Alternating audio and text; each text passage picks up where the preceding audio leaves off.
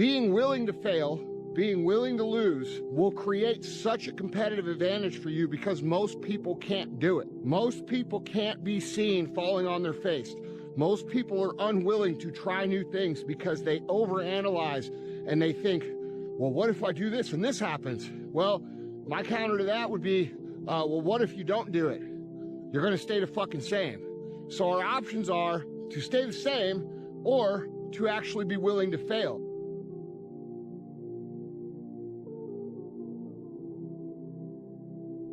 I'm not good enough, smart enough. I'm not talented enough to do that. Some people are.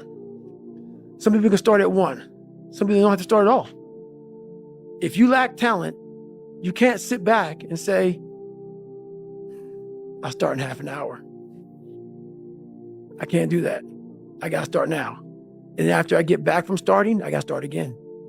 And then when I get done with that run or that study session, if it wasn't good enough, I got to go back again. Because repetition is what taught me everything.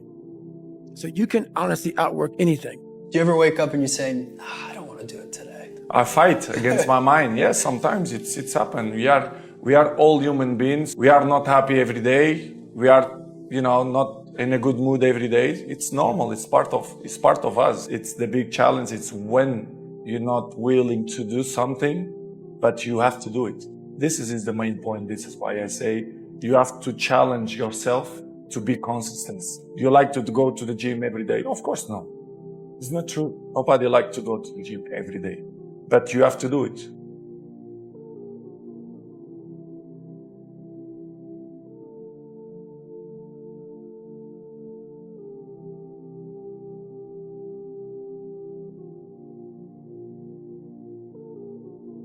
I never really considered that until your book. Until I heard the title of your book and I read the synopsis of it. I never really considered it.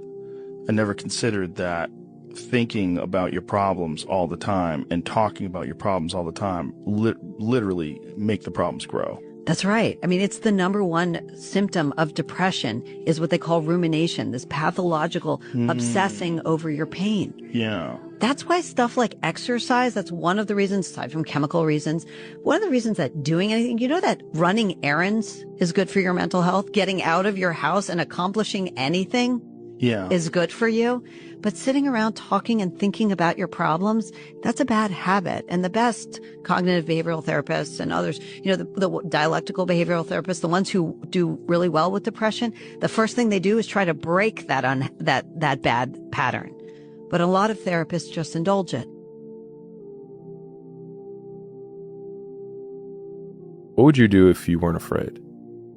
And I love thinking about that when I'm thinking about big life decisions. Like, what would I do if I weren't afraid?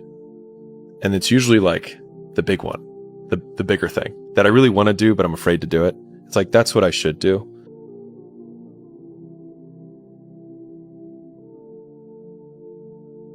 There's also a section of men who just feel alone, like myself, who felt like they have to hold things in and that they shouldn't share their emotions, that they don't lean on people and that they should just carry stuff in and they need to be X, Y, and Z to be good enough.